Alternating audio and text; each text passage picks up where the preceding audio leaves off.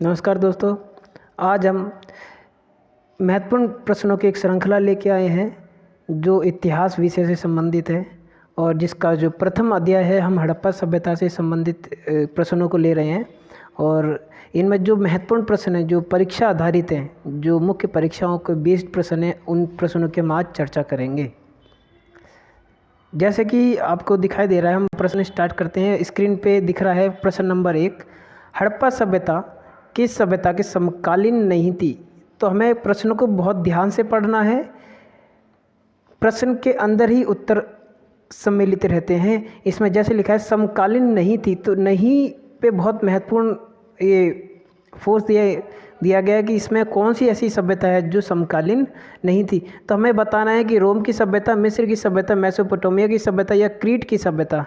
तो इसमें रोम की सभ्यता हड़प्पा सभ्यता के समकालीन नहीं थी। अगले प्रश्न पर चलते हैं। वर्ष 1921 में पाकिस्तान के किस प्रांत में अवस्थित हड़प्पा नामक आधुनिक स्थल के बारे में पता चला? वो कौन सा ऐसा स्थल था जिसके बारे में हमें पता चला? वो स्थल था पंजाब।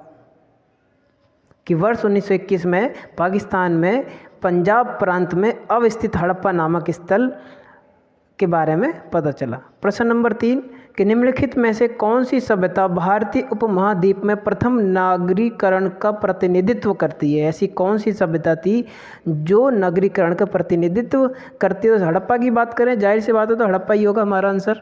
ठीक है। निम्नलिखित में से कौन सा तत्व हड़प्पा सभ्यता के शहरीकरण का घोतक है? इसमें बात आ रहा है शहरीकरण का घोतक की बात कर रहा है। शहरीकरण का घोतक कौन सा ऐसा है तत्व जो हड़प्पा सभ्यता के शहरीकरण का प्रतिनिधित्व करता है? कि जनसंख्या का घनत्व, तकनीकी प्रगति या उन्नत व्यापार एवं वाणिज्य या ये सभी? तो देखो, जनसंख्या का घनत्व भी था हड़प्पा में, तकनीक की प्रगति भी हो रही थी और वाणिज्य व्यापार में बढ़ोतरी हो रही थी। मतलब ये सारे प्रश्न हमारे ऑप्शन नंबर डी सही हो जाएगा। आगे चलते हैं। निम्नलिखित में से किस विद्वान ने हड़प्पा सभ्यता के उद्भव के संदर्भ में मेसोपोटामियाई प्रभाव को स्वीकार किया? वो कौन थे जिन्होंने हड़प्पा सभ्यता के उद्भव में मेसोपोटामियाई जो प्रभाव था उसको एक्सेप्ट किया कि इससे जो हड़प्पा सभ्यता थोड़ी सी इफेक्ट हुई? वो कौन सी सभ्यता थी? वो किन का मानना था? वो मॉर्टिमर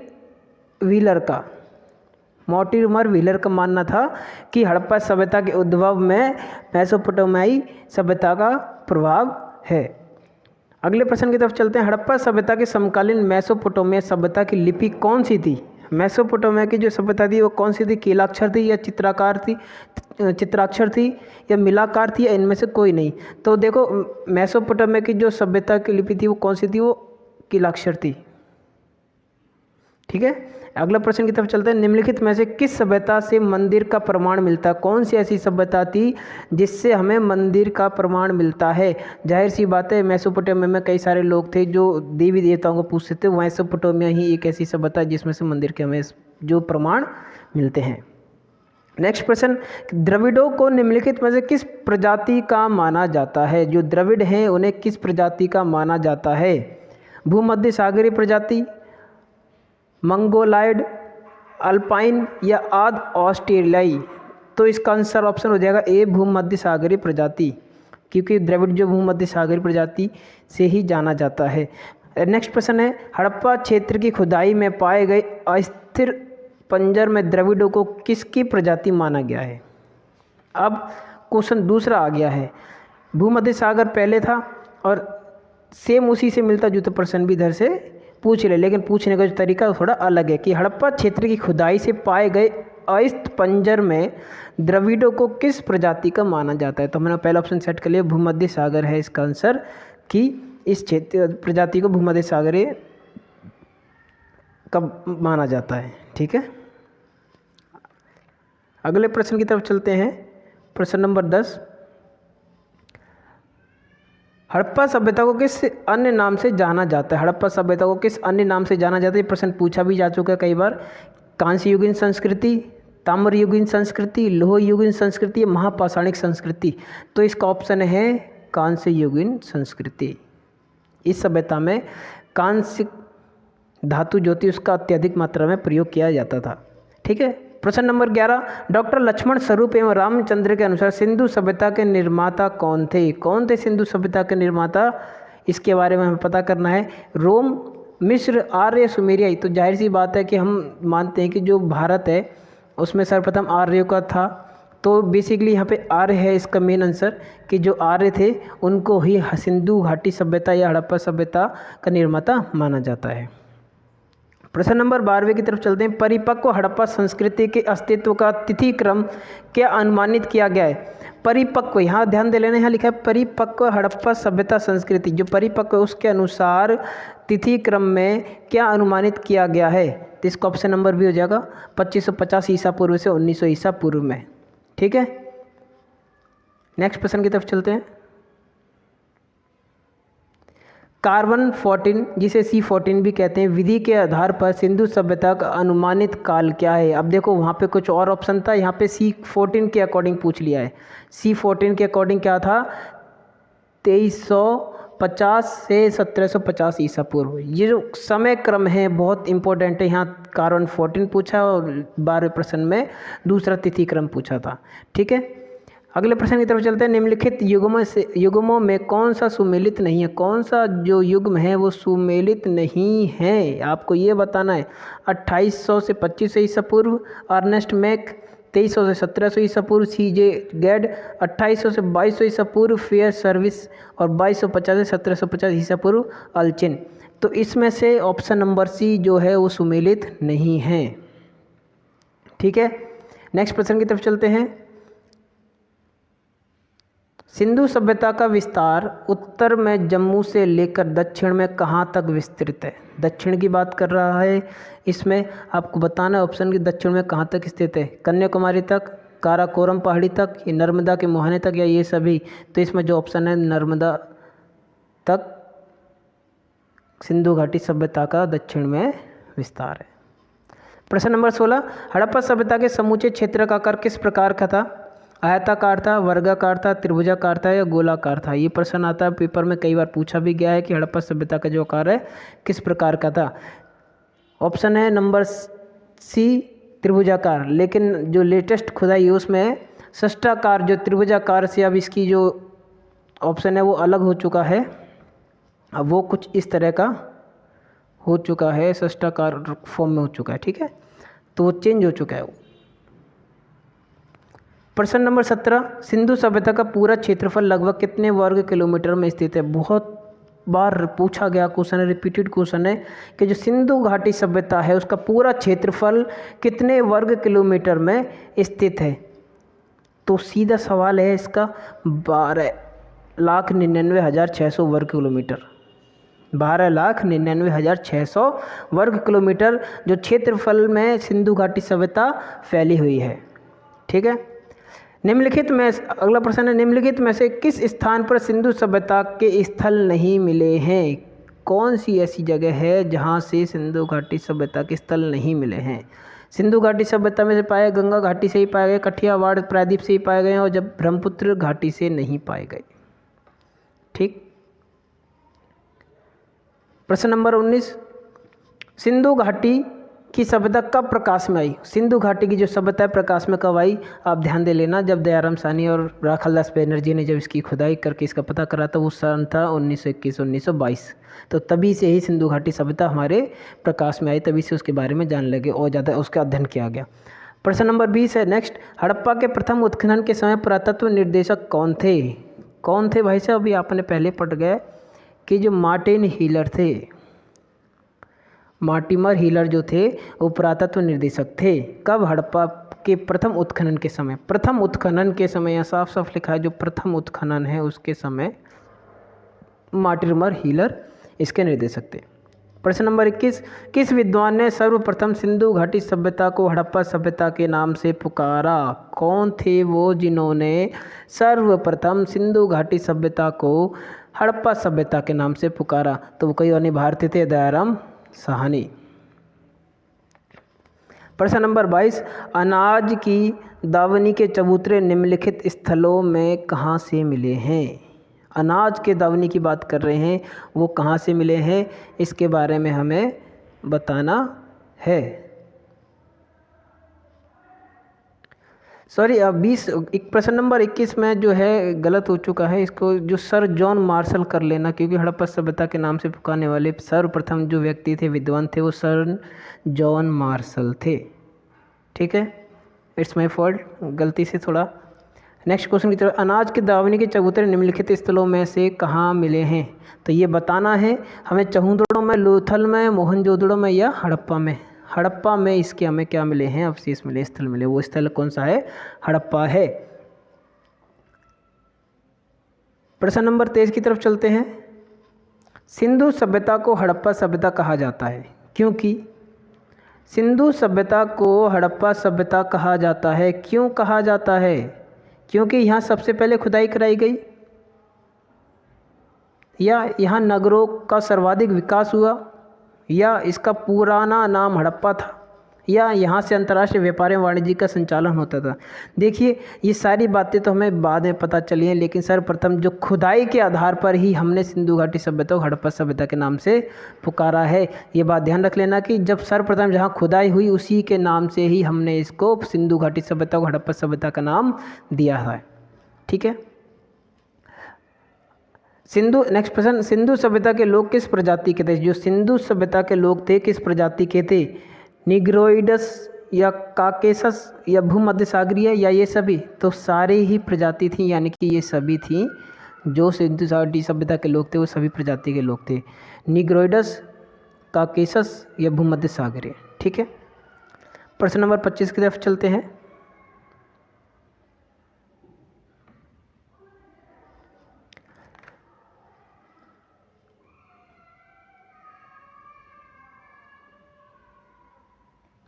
निम्नलिखित हड़प्पाई कालीन नगरों में कौन सा नगर मृतकों का टीला कहा जाता है? कौन सा टीला था? जो जाहिर सी बात है मृतकों का टीला, टीले शब्द आ जाए तो ये ध्यान रख लेना मोहनजोदड़ो से संबंधित है। आपको कहीं नहीं देखना, सिर्फ भूमध्य जो मोहनजोदड़ो से आपको टिक कर देना है। ठीक है, मोहनजोदड़ो से भवन निर्माण के कितने स्तर मिले हैं? आपको बताने जो भवन निर्माण की जो लेयर है वो कितनी मिली है, कहाँ से? मोहनजोदड़ो से। तो इसका ऑप्शन होगा आपका 7, ऑप्शन नंबर सी। अगले प्रश्न की तरफ चलते हैं। मोहनजोदड़ो का विशाल स्नानागार सर्वमान्य मतों के अनुसार किस व्यवहार में आता था? अनुष्ठानिक स्नान के लिए या पुरोहितों के स्नान के लिए, केवल स्त्रियों के स्नान के लिए, जल क्रीड़ा के लिए? देखिए जल क्रीड़ा के लिए नहीं था, वो एक अनुष्ठानिक तौर पर उसको माना जाता था, इसलिए अनुष्ठानिक स्नान के लिए सिर्फ उसका प्रयोग किया जाता। यदि कोई बड़ा आयोजन किया जाता, अनुष्ठान किया जाता, तभी उस बड़े स्नानगार का जो विशाल स्नानागार था उसका क्या किया जाता था? उपयोग में लाया जाता था।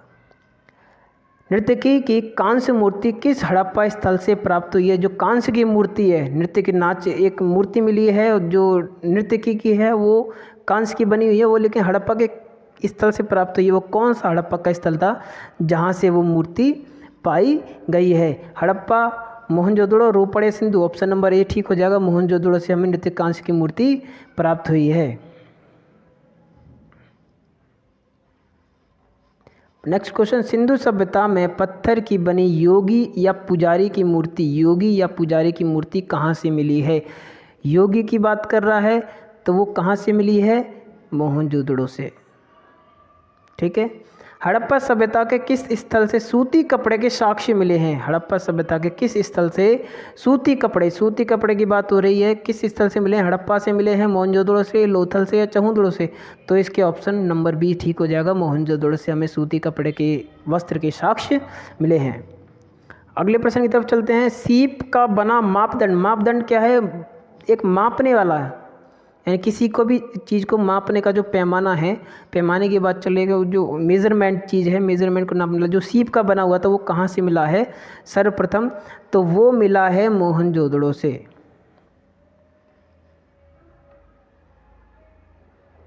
अगले प्रश्न की तरफ चलते हैं। तांबे की बनी तलवार कहाँ से मिली है? तांबे की बनी तलवार कहाँ से मिली है? रोपड़, बाड़ा, संघोल या मोहनजोदड़ो? मोहनजोदड़ो ऑप्शन इसका ठीक हो जाएगा। अगला प्रश्न है, निम्नलिखित में से हड़प्पा संस्कृति के किस स्थल से कब्रिस्तान के प्रमाण नहीं मिले हैं? कब्रिस्तान के प्रमाण नहीं मिले, कब्रिस्तान नहीं था। वो कौन सा ऐसा स्थल था जहाँ से कब्रिस्तान के जो प्रमाण नहीं मिले, हड़प्पा से ही मिले, राखीगढ़ से मिले, रोपड़ से मिले, लेकिन मोहनजोदड़ो से नहीं मिले। इसका मतलब मोहनजोदड़ो हमारा ऑप्शन ठीक हो जाएगा, ऑप्शन नंबर डी। चहुंदड़ो के प्रथम उत्खननकर्ता कौन थे? चहुंदड़ो की बात कर रहे हैं, मोहनजोदड़ो से अब नेक्स्ट ऑप्शन आ गया चहुंदड़ो के जो प्रथम उत्खननकर्ता थे वो कौन थे, ये आपको बताना है। तो इसमें NG मजूमदार, राखलदास बनर्जी, RS बिष्ट या SS वस्त। तो जो NG मजूमदार ऑप्शन नंबर है हमारा ठीक हो जाएगा।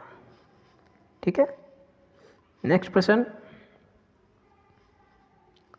सिंधु घाटी में पकाई गई मिट्टी की पाइप नुमा नलियाँ, मिट्टी की पकाई हुई थी वो किसकी थी? पाइप नुमा जो नलियाँ थी कहाँ से मिली हैं? ये भी कहाँ से मिली है बेटा? सॉरी, ये मिली है चहुंदड़ों से। जो पाइप नुमा नलियाँ थी वो पकी हुई थी, वो किसकी थी? मिट्टी की थी। वो कहाँ से मिली? हमें चहुंदड़ों से मिली है दोस्तों। तो प्रश्न नंबर अगले 36 की तरफ चलते हैं। नेक्स्ट प्रश्न, हड़प्पा संस्कृति के निम्न स्थलों में से गोदीवाड़ा का प्राचीनतम साक्ष्य कहाँ से प्राप्त हुआ है? जो गोदीवाड़ा है का प्राचीनतम जो साक्ष्य है वो मिला है हमें ऑप्शन नंबर बी, लोथल। ठीक हो जाएगा इधर हमारा। अगला प्रश्न है, हाथी का बना पैमाना, हाथी दांत का बना पैमाना कहाँ से मिला? ये क्वेश्चन कई बार आज पूछा गया, इंपॉर्टेंट क्वेश्चन है। हमें ये बताना है कि जो हाथी दांत है, जो पैमाना बना है वो कहाँ से मिला है? वो मिला है हमें ऑप्शन नंबर बी, लोथल से। ठीक है, लोथल एक मात्र ऐसा जगह है जहाँ पर हाथी दांत का बना पैमाना प्रयोग में लाया गया था। अभी हमने इससे ऊपर पढ़ा था कि ये पढ़ा था हमने कि सीप का बना, जो सीप का बना मापदंड हमें कहाँ से मिला है? तो वो ऑप्शन नंबर मोहनजोदड़ो था। क्वेश्चन ही बदल जाएगा, ये सीप का बना मापदंड था और यहाँ पे हाथी दांत का बना पैमाना यह मापदंड था। वो कहाँ से मिला है? हमें चहुंदड़ो से मिला है। नेक्स्ट क्वेश्चन, किस हड़प्पाई स्थल से मिले युगम सावधान को संभवतः सती जैसी किसी प्रथा का घोतक माना गया है? किस हड़प्पाई स्थल से मिले युगम सावधान को सती जैसी किसी प्रथा का घोतक माना गया? वो कौन सा हड़प्पा स्थल था? उस स्थल के बारे में बताना है जहाँ से जो सिमिलर मैच करता है, जिसको हम सती का एक घोतक मान सकते हैं, वो है लोथल। यहाँ पे ऐसे कई सावधान मिले हैं जहाँ पे पुरुष के जो अवशेष हैं उसके साथ साथ स्त्री के अवशेष भी मिले हैं। तो इससे हम ये अनुमान लगा सकते हैं कि वहाँ पे सती प्रथा जैसी प्रथा प्रचलित थी। तो वो कौन सा स्थल था? लोथल था। नेक्स्ट प्रश्न की तरफ चलते हैं।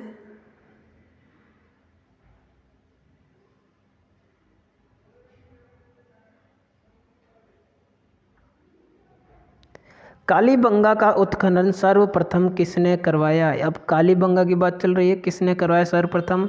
तो सर्वप्रथम कालीबंगा का अमलानंद घोष ने सर्वप्रथम उत्खनन करवाया कालीबंगा का। प्रश्न नंबर 40, किस हड़प्पा स्थल से एक पल्ले वाले दरवाजे के साक्ष्य मिले? देखिए, एक पल्ला, सिर्फ एक पल्ला। आजकल नॉर्मली गेट में जो प्रचलित है आधुनिक दरवाजे चल रहे हैं वो भी एक पल्ले के ही बनते हैं। तो इसी तरह के जो पल्ले हैं वो हमें हड़प्पा के किस स्थल से प्राप्त हुए आपको ये बताना है। तो वो कौन सा ऐसा है जहाँ से हमें उसके अवशेष मिले हैं? तो वो कालीबंगा है। ऑप्शन नंबर सी हमारा ठीक हो जाएगा। अगले प्रश्न की तरफ चलते हैं कि निम्नलिखित में से किस पुरातात्विक स्थल से जुते हुए खेतों के साक्ष्य मिले? जुते हुए खेतों के साक्ष्य मिले, वो कौन सा है? सिर्फ और सिर्फ ध्यान रख लेना, जुते हुए खेत की बात कर रहे हैं हम कि जुते हुए खेत जो हैं वो कहाँ से मिले हैं? वो कालीबंगा ही है जहाँ से हमें जुते हुए खेत के साक्ष्य मिले हैं। ठीक है, नेक्स्ट प्रश्न है, सिंधु घाटी में लकड़ी के खोखले तने से बनी नली। अभी हमने मिट्टी से पकी नली की बात करी थी, वो हमें लोथल से मिली थी, लेकिन यहाँ पे खोखले तने से बनी हुई नाली की बात कर रहा है। जो खोखला तना होता है लकड़ी का, वो कहाँ से मिला है हमें, उसके बारे में बताना। तो कालीबंगा ही वो जगह है जहाँ से हमें खोखले तने से बनी लकड़ी की नली मिली है। नेक्स्ट प्रश्न की तरफ चलते हैं। खोपड़ी की शल्य क्रिया का प्रमाण कहाँ से मिला है? जो खोपड़ी है उसकी जो शल्य क्रिया है उसका प्रमाण कहाँ से मिला है? तो वो ऑप्शन नंबर ए हो जाएगा, कालीबंगा से हमें उसके प्रमाण मिले हैं।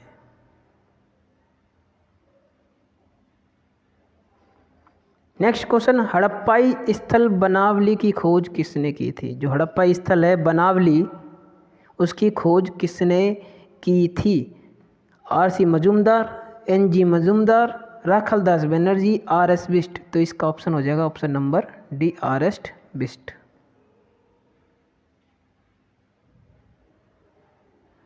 अगले प्रश्न की तरफ चलते हैं। किस हड़प्पा स्थल की सड़कों पर पहियों के चिन्ह मिले हैं? वो कौन सी ऐसी जगह है जहां पर पहियों के, लकड़ी के, वो जो पहिए हुए हैं सड़कों पर, जो सड़क है गांव में जाओगे तो आज भी वैसी सड़कें मिल जाएंगी कच्ची, वहाँ पर पहिए जो बैलगाड़ी के हैं उसके चिन्ह मिले हैं। तो वो ऐसा कौन सा स्थल है जहाँ से हमें पहिए के चिन्ह मिले हैं? तो बनावली है, और ये बनावली हरियाणा में है। प्रश्न नंबर 46 की बात करते हैं।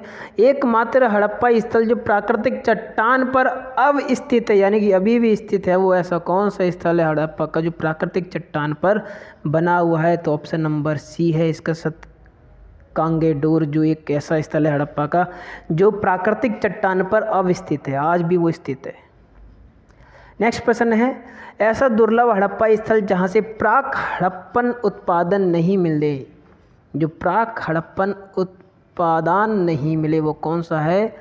उस ऑप्शन का बताना, कोटदीज, आमरी, राखीगढ़ी या सुरकोटड़ा। तो ऑप्शन नंबर हो जाएगा हमारा डी, सुरकोटड़ा। ये एक ऐसा स्थल है जहाँ से प्राक हड़प्पन उपादान नहीं प्राप्त होते हैं। नेक्स्ट प्रश्न पे चलते हैं। प्रश्न, कौन सा हड़प्पाई स्थल अन्य स्थलों की अपेक्षा 3 प्रमुख भागों में विभाजित है? ऐसा कौन सा स्थल है जो 3 प्रमुख भागों में विभाजित है यथा? तो वो option number A Harappa, option number B Mohenjodaro, option number C Dholavira या ऑप्शन नंबर डी सुरकोटड़ा। तो यहाँ पे आपका ऑप्शन नंबर सी ठीक हो जाएगा। क्यों? क्योंकि यही एक स्थल था जो अन्य स्थलों की अपेक्षा 3 प्रमुख भागों में विभाजित था। अगला प्रश्न है, किस हड़प्पा स्थल से एकमात्र स्टेडियम प्राप्त हुआ है? ऐसा कौन सा स्थल था जहां से एकमात्र स्टेडियम प्राप्त हुआ है? मोहनजोदड़ो, बी लोथल, सी धोलावीरा, डी कालीबंगा। तो ऑप्शन नंबर सी हमारा ठीक हो जाएगा, धोलावीरा। धोलावीरा एकमात्र ऐसा है जहां पर एकमात्र स्टेडियम प्राप्त हुआ है।